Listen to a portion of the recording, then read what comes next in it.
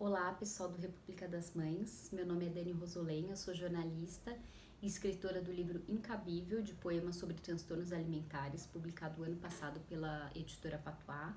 Primeiro eu queria agradecer o pessoal do canal por ter me convidado para falar sobre o meu processo de criação e contar um pouquinho, né, como tudo isso aconteceu. Então, aos 14, 15 anos de idade, eu tive anorexia, passei por tratamentos com psiquiatras, psicólogo, nutricionista, e aos poucos fui me recuperando. Só que logo em seguida, eu, como um efeito rebote, vamos dizer assim, né, eu tive compulsão alimentar, e aí convivi com isso por mais alguns anos.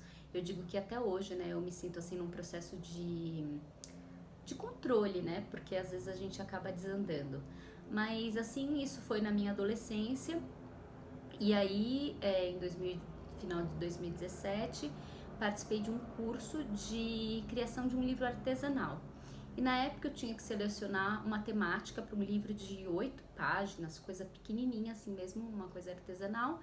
E eu pensei, nossa, o que eu poderia utilizar das poesias que eu já tenho, né, que escrevo desde os 12 anos de idade, mas não achava nada muito bom, mas eu pensei, poxa, vou selecionar o tema do transtorno alimentar.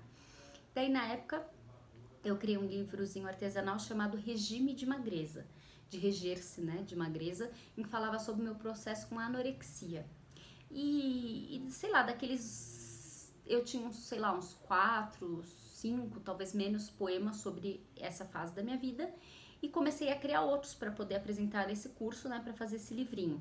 Isso gerou uma catarse tão grande dentro de mim e me fez tão bem começar a escrever e rememorar tudo aquilo que eu vivi, que de repente quando eu fui ver no final do curso tinha apresentado lá o regime de magreza, mas eu já estava com quase 100 poemas. E aquilo foi evoluindo de uma forma que eu fui trabalhando e retrabalhando esses poemas, falando também sobre o meu processo de compulsão alimentar, não só da anorexia. Pensei que eu deveria também, por estar escrevendo sobre transtornos alimentares, falar sobre a bulimia, que foi algo que eu não vivi, mas até no meu livro eu falo que são poemas que eu vivi, coisas que eu vivi, revivi e usurpei de algumas experiências de outras pessoas. Então eu resolvi escrever esse livro como um processo até meio que de cura, porque foi uma catarse tão grande reviver tudo aquilo.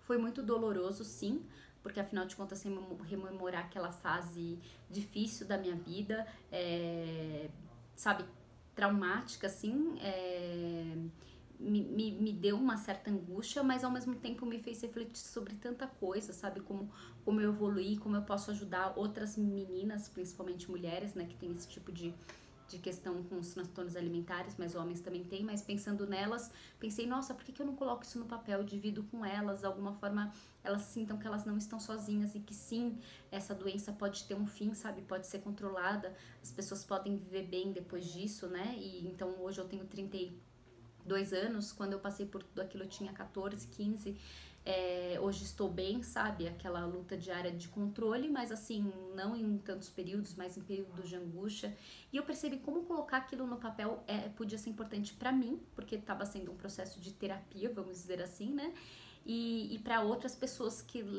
fossem ler aquilo, não só as meninas, as mulheres, mas também os familiares, que muitas vezes ficam sem entender o que está se passando na cabeça desses pacientes e lendo talvez alguém que já viveu aquilo possam compreender melhor, né? E até no processo de edição do livro, conversei com o meu psiquiatra, ele topou escrever o prefácio, porque ele entendeu como seria importante também trazer para outras pessoas esses relatos, né? E eu escolhi o formato da poesia, porque é com que eu mais me identifico, mas querendo ou não, o livro, né, segue uma linearidade, que é a partir da minha começo de perda de peso, então o peso que eu tinha, os capítulos são divididos assim, né, por peso. O peso que eu tinha, aí o meu começo de perda de peso, né, então o peso que eu tinha até o peso que eu perdi inicialmente, e aí vai caindo por capítulo as faixas de peso, até chegar um momento em que eu começo a engordar por causa da compulsão, então as faixas de peso vão aumentando, até chegar no meu peso estável, que eu chamo assim de ideal, no sentido de que é o peso que eu me sinto confortável e que eu tento manter. Mas lógico, não existe um peso ideal, mas é ali aquela sensação de que eu estava bem e não estava nem emagrecendo nem engordando e lidando com aquilo, de que forma eu estava lidando com aquilo, né? Então o livro foi dividido assim e, de certa forma, apesar de serem poesias, conta uma história ali completa, né? Como se fosse tipo um diário dessa minha lida com os transtornos alimentares. Pode-se dizer assim até que é um romance, porque, né, conta toda a minha trajetória com isso a partir da poesia, né? E me sinto realizada de ter feito esse livro, porque já recebi relatos de pacientes e de outras pessoas que tiveram transtornos falando que se identificaram, que se sentiram mais leve, que se sentiram na companhia ali de outra pessoa que tinha vivido tudo aquilo. E assim, eu sei que o processo de ler é curativo, mas o processo de escrever também é muito curativo. Então eu recomendo a escrita terapêutica, né? A escrita como forma de nós expurgarmos os nossos males, as nossas dores. Tenho estudado um pouco sobre biblioterapia, que é a leitura terapêutica, né?